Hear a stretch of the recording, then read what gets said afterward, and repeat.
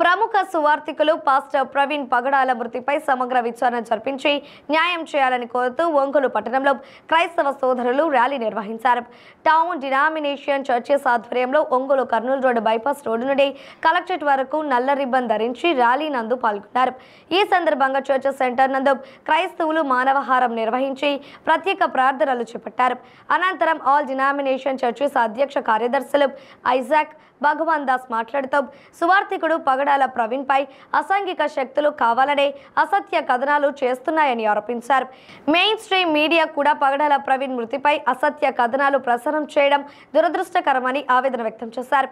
శాంతియుతంగా ప్రార్థనలు చేసుకుంటూ సమాజం బాగుపడాలని కోరుకునే క్రైస్తవ లోకంపై ఈ విధమైన దాడులు చేయడం హేయమైన చర్య అని అభివర్ణించారు.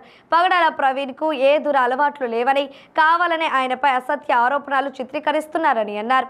ఆయన మృతి ఒక మిస్టరీగా ఉందని అన్నారు. పాస్టర్ ప్రవీణ్ ఫోన్ డేటా ఆధారంగా అతని మృతిపై సమగ్రమైన విచారణ జరిపించి నిజమైన దోషులను సమాజం ముందు నిలబెట్టాలని డిమాండ్ చేశారు. వీరి నిరసన కార్యక్రమానికి సిపిఎం నగర కార్యదర్శి చీకటి శ్రీనివాసరావు, కేవీపీఎస్ జిల్లా కార్యదర్శి రఘురాం మద్దతు పలికారు. ఈ కార్యక్రమంలో సంఘ కాపరులు Mannam Satish, M Suresh, Narendra, P William Carey, Samrat, Samuel Krupakar, Samson, Narendra, Sekhar Babu తదితర సంఘ కాపరులు పాల్గొన్నారు.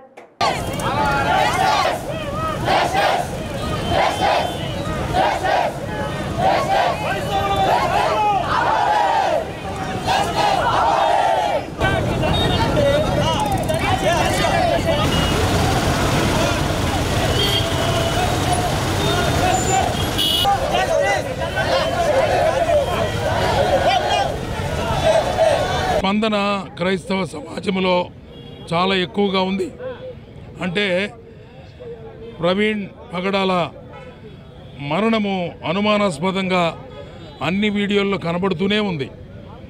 ప్రజల విశ్లేషణ మనం గమనిస్తున్నాం, వీడియోల విశ్లేషణ గమనిస్తున్నాం. వాటి ద్వారా అనుమానాలు రోజు రోజుకి పెరుగుతూ ఉన్నాయి. దాన్ని మాఫీ చేయడానికి, మభ్యపెట్టడానికి అపోజిషన్ లాగా వస్తున్నటువంటి వీడియోలు కూడా గమనిస్తున్నాం. ఆయన గౌరవనీయమైనటువంటి మంచి స్థితిలో ఉన్నటువంటి వ్యక్తి తాగి ఉన్నాడని చెప్పడం, పడుకొని ఉన్నాడని చెప్పడం, నడపలేక జారిపడ్డాడంటాం. ఎవరైనా పడి అంతలావున చచ్చిపోయిన వాళ్ళని ఏడా చూడలే ఇంతవరకు. యాక్సిడెంట్ అయితే చచ్చిపోతారు కానీ బండి పైన పడి చచ్చిపోయినట్టు ఎక్కడా కూడా మనం చూడడం లేదు. అందుచేత ఈ మాటలు, ఈ వీడియోలు ఇవన్నీ అబద్ధాలని అందరికీ అర్థమవుతూ ఉంది. వాటిని మనం గమనించి ప్రభుత్వం వారు, అధికారులు చక్కగా న్యాయం చేకూర్చాలని, సరైనటువంటి విశ్లేషణాత్మక పరిశీలన చేయాలని మేమందరం కూడా కోరుకుంటూ ఉన్నాం. దీని వెనక ఉన్నటువంటి కుట్ర ఏమిటి, ఎలా చనిపోయాడు, ఈ యాక్సిడెంటా లేదా మర్డరా, ఏ విధంగా జరిగిందనే దర్యాప్తు బృందం దానిని త్వరగా ప్రజలకు అందించాల్సిన బాధ్యత ప్రభుత్వంది. ప్రభుత్వము తప్పనిసరిగా క్షుణ్ణంగా పరిశీలన చేసి జరిగినటువంటి వాస్తవాలను వెలికి తీసి వాటి రూపాన్ని క్రైస్తవ ప్రజలకు అందించాలని ఈ శాంతియుత ర్యాలీని క్రైస్తవ సమాజం నిర్వహిస్తుంది. ఇక్కడే కాదు, ఆంధ్ర రాష్ట్రం అంతా కూడా ఈ విధంగా అట్టుడికినట్టు ఉడికిపోతుంది. ఈ విధమైనటువంటి పరిస్థితులు సంఘాల్లో జరుగుతున్నాయి కనుక మన కాకినాడ, నిన్న చీరాల, ఆ విధంగా రాష్ట్రం మొత్తం కూడా ఇలాంటి పరిస్థితిని ముందుకు తీసుకొచ్చి వారు ఆందోళన చెందుతున్నారు. వాళ్ళ ఆందోళనకు, వాళ్ళ దిగ్భ్రాంతికి, వాళ్ళ బాధకు, వేదనకు సరి అయినటువంటి సమాధానం ప్రభుత్వం అందించాలని ప్రభుత్వాన్ని మేము కోరుకుంటున్నాం. It is my appeal.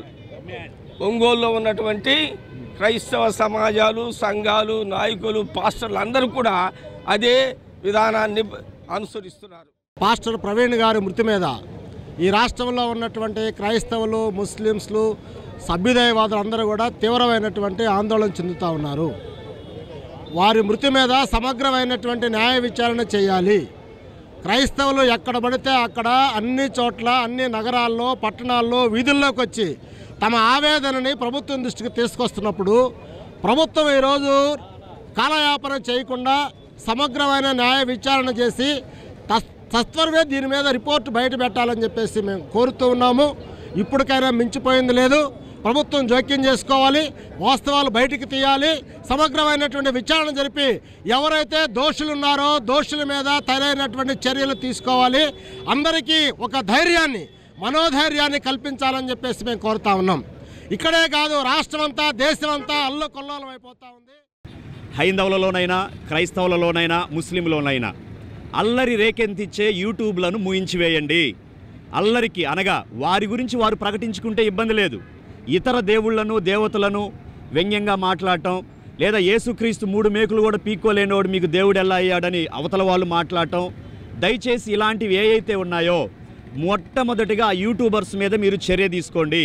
వారు ఏ మతస్థులైనా మేము ఆహ్వానిస్తూ ఉన్నాం. ఎందుకంటే ఇప్పుడు చూశారు, మా ఒంగోలు పట్టణంలో తలలు పండిన పెద్దలందరూ వచ్చి శాంతితో ర్యాలీ చేశారు.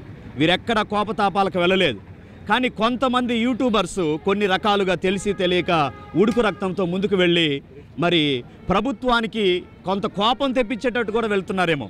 లేదు, మేము నిమ్మలంగా మేము ఆశపడుతున్నాం, ప్రభుత్వం మా పక్షాన ఉంది, మరి ప్రభుత్వం మాకు న్యాయం చేస్తుందని మేము ఆశపడుతున్నాం.